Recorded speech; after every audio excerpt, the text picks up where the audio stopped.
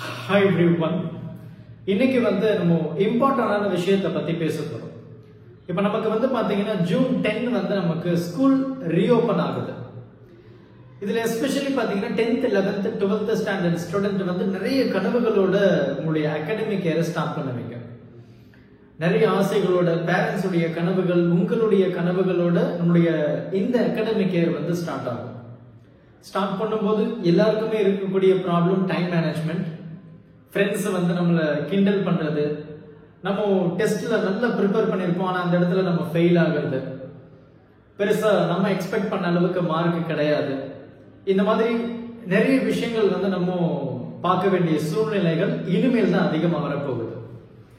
ஏன்னா நீங்க இதுக்கு முன்னாடி வரைக்கும் 9th 8th வரைக்கும் நீங்க படிச்சது நம்ம டீச்சர்ஸ் நிறைய மார்க் கொடுத்துருக்கலாம். ஆனா இனிமேல் அது கொஞ்சம் குறையறதுக்கு வாய்ப்புகள் இருக்கு. ஸ்ட்ரிக்டா உங்களை பிடிப்பாங்க.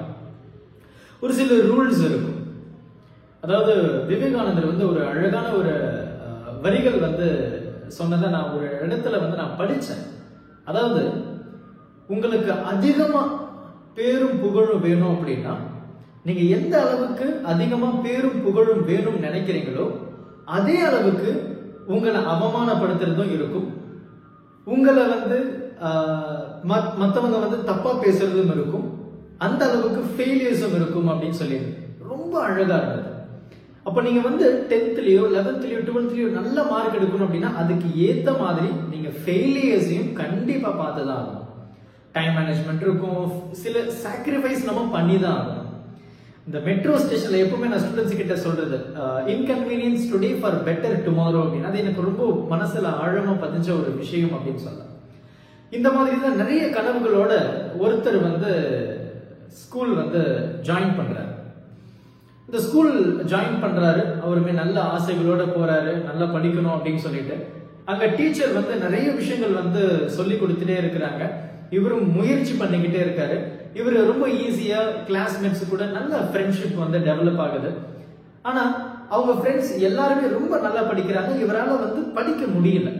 டீச்சர்ஸும் எவ்வளவோ எஃபர்ட் போடுறாங்க ஆனா முடியல. சோ கடைசியில ஒரு டீச்சர் கூப்பிட்டு என்ன சொல்றாரு அப்படின்னா, உன்னால படிக்க முடியாதுப்பா, நீ தயவு செஞ்சு உங்களுடைய ஊருக்கே போயிடு. ஏன்னா அவர் வேற ஒரு ஊர்ல இருந்து இன்னொரு ஊருக்கு படிக்க வந்திருக்காரு. நீ உங்க ஊருக்கே போயிடு அப்படின்னு சொல்றாரு. இப்போ இதை கேட்டு அந்த பையனால என்னால சுத்தமா படிக்கவே முடியாது போல இருக்கு. டீச்சர்ஸ் எவ்வளவு முயற்சி பண்ணிருக்காங்க, என்னுடைய ஃப்ரெண்ட்ஸும் நல்லா பேசிட்டு இருந்தாங்க, நான் நல்லா படிக்கல அப்படின்னு தெரிஞ்சதும் அவங்க என்ன கிண்டல் பண்ணவும் ஆரம்பிச்சுட்டாங்க. அப்ப நான் இந்த ஊரை விட்டு நான் போய் தான் ஆகணும்னு சொல்லிட்டு அவர் நடந்து போயிட்டு இருக்காரு. ரொம்ப தூரம் அவருடைய வீடு. போற வழியில ஒரு கிராமத்தை அவர் பாக்குறாரு. அவருக்கு தண்ணி ரொம்பவே தாகமா இருக்கு. அப்போ போயிட்டு இருக்கும்போது ஒரு பெரிய கிணறு இருக்கு. அந்த கிணறுல எல்லாருமே தண்ணி எடுத்துட்டே இருக்கிறாங்க. ஒரு அந்த காலத்துல எல்லாம் பாத்தீங்கன்னா ஒரு கிணறு இருக்கும், ஒரு கல் இருக்கும். அந்த கல்லுல நம்ம கயிறு வச்சு இழுத்துட்டு இருப்போம். உள்ள இருந்து அந்த வாளி வரும். சோ அந்த மாதிரி இவர் பாக்குறாரு. அப்ப பார்க்கும்போது அந்த கல்லுல யாரு இவ்வளவு ஒரு பள்ளம் மாதிரி பதிச்சது யாரு, எப்படி பண்ணீங்க அப்படின்னு சொல்லிட்டு இவர் கேட்கிறாரு. அப்ப கேட்கும்போது இந்த பையன் ரொம்ப கியூரியஸோட கேட்கிறான். அப்ப அங்க இருக்கிற ஊர் மக்கள் என்ன சொல்றாங்க, இதை நாங்க யாருமே பண்ணல, நாங்க கயிறு இழுக்க இழுக்க இழுக்க என்ன ஆகுது அப்படின்னா அந்த கல்லுல அந்த மாதிரி ஒரு பள்ளம் ஒரு ஒரு பள்ளம் மாதிரி உருவாச்சு அப்படின்னு சொல்லி சொன்னாங்க. இதை கேட்ட இவருக்கு ஒரே ஆச்சரியம். இவ்வளவு சாஃப்டா, ரொம்ப சாஃப்டா இருக்கக்கூடிய ஒரு கயிறு இவ்வளவு ஸ்ட்ராங்கா இருக்கக்கூடிய ஒரு கல்லை இந்த மாதிரி பண்ண முடியும் அப்படின்னா என்னால ஒரு விஷயத்த மறுபடியும் மறுபடியும் மறுபடியும் நம்ம பண்ணும்போது ஏன் என்னால படிக்க முடியாது அப்படின்ற ஒரு கேள்வி அவர் மனசுக்குள்ள வருது. அப்ப என்ன பண்றாரு, அவர் வீட்டுக்கு போகாம மறுபடியும் ஸ்கூலுக்கு வர்றாரு. ஸ்கூலுக்கு ஃப்ரெண்ட்ஸ் எல்லாரும் ஆச்சரியமா பாக்குறாங்க, டீச்சர் ஆச்சரியமா பாக்குறாங்க. நான் முயற்சி பண்ண போறேன்னு சொல்லிட்டு அவர் முயற்சி பண்றாரு. நிறைய ஃபெயிலியர்ஸ் பாக்குறாரு. And at the same time ஒரு ஃபைனல் ஸ்டேஜ் வந்ததும் அவரு தான் டாப்பரா நிக்கிறார். அப்போ இதுல இருந்து நம்ம என்ன கத்துக்கணும் அப்படின்னா, நமக்கு நிறைய இடத்துல தோல்விகள் இருக்கும். ஆனா ஒரு இடத்துலயும் நம்முடைய நம்பிக்கை இழக்கக்கூடாது அப்படின்றது தான். நீங்க முயற்சி பண்ணீங்க அப்படின்னா கண்டிப்பா நீங்க ஃபர்ஸ்ட் டே அகாடமிக் இயர்ல நீங்க என்டர் ஆகிற அந்த ட்ரீம் கடைசி வரைக்கும் நடக்கும். 2 கேள்வி உங்களுடைய மனசுல எப்பவுமே கேட்டுட்டே இருக்கு.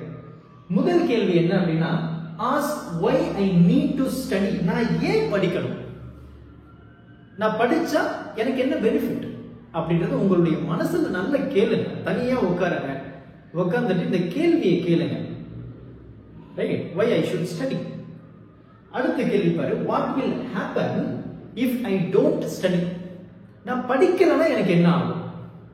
இப்போ இருக்கக்கூடிய பேட்ச் முடிச்சிருப்பாங்க, இவங்களுடைய கஷ்டம் உங்களுக்கு தெரியாது. ஆனா அடுத்த இயர் நீங்க இதே இடத்துல வந்தீங்கன்னா அந்த கஷ்டம் உங்களுக்கு புரியும். கட் ஆஃப்ல ஏகப்பட்ட குறைவு, ரொம்ப கட் ஆஃப் குறைஞ்சிருச்சு, அவங்க ஆசைப்பட்ட கல்லூரிகள் கிடைக்கல, அந்த மாதிரி நிறைய விஷயங்கள். நீங்க 12th முடிச்சுட்டு வெளியே வரும்போது எல்லாருமே சொல்லுவாங்க 12th முடிச்சுட்டுனா காலேஜ்ல ரொம்ப ஹாப்பியா இருக்கலாம். வாய்ப்பே கிடையாது. நீ காலேஜ் தேடுறதுக்கு நாய் பாடுபடணும். காலேஜ் ஈஸியா கிடைச்சிடாது. இப்போ ஈஸியா கிடைக்கணும் அப்படின்னா நீங்க என்ன பண்ணணும்? நல்லா படிக்கணும். நல்லா படிச்சீங்கன்னாவே போதும், நல்ல கட் ஆஃப் வரும், நல்ல நாலேஜ் கெயின் ஆகும். காம்படிட்டிவ் எக்ஸாம் எழுதுங்க, என்ட்ரன்ஸ் எக்ஸாம் கிளியர் பண்ணுங்க, காலேஜ்ல போங்க. இல்ல சார் நான் என்ட்ரன்ஸ் எக்ஸாம் ப்ரிப்பேர் பண்ணல, என்னுடைய கட் ஆஃப் நான் கான்சென்ட்ரேட் பண்ண போறேன், அது பண்ணுங்க. இது பண்ணீங்க அப்படின்னாவே போதும், கண்டிப்பா நம்மளால நல்ல மார்க் எடுக்க முடியும். நீங்களும் ரொம்ப ஈஸியா நல்ல கல்லூரிகள்லையும் சேரலாம். எப்பவுமே கேட்கக்கூடிய அந்த கேள்வி உங்க மனசுல எப்பவுமே இருக்கணும். இந்த 2 இதை தாண்டி 3வது ஒரு கேள்வி இருக்கு. நீங்க ஒவ்வொரு விஷயம் பண்ணும்போதும் இஸ் திஸ் நெசசரி, இது எனக்கு தேவையா அப்படின்ற கேள்வி எப்பவுமே கேளுங்க. நேரத்தை மட்டும் சரியா பயன்படுத்தினீங்க அப்படின்னாவே போதும், கண்டிப்பா எல்லாருமே அச்சீவ் பண்ணலாம். இந்த அச்சீவர்ஸ், அப்புறம் மீடியோக்கர், அதுக்கப்புறம் லோ லெவல்ஸ், இந்த 3 பேருக்கு இருக்கக்கூடிய வித்தியாசமே டைம் மேனேஜ்மெண்ட் தான். ஸோ ஃப்ரம் டே 1 உங்களுடைய டைம் மேனேஜ்மெண்ட்டை சரியா ஃபாலோ பண்ணுங்க. உங்களுக்கு ஏற்ற டைம் டேபிள போடுங்க. கண்டிப்பா உங்களாலையும் ரொம்பவே நல்ல மார்க் எடுக்க முடியும். Thank you. Help this with a smile.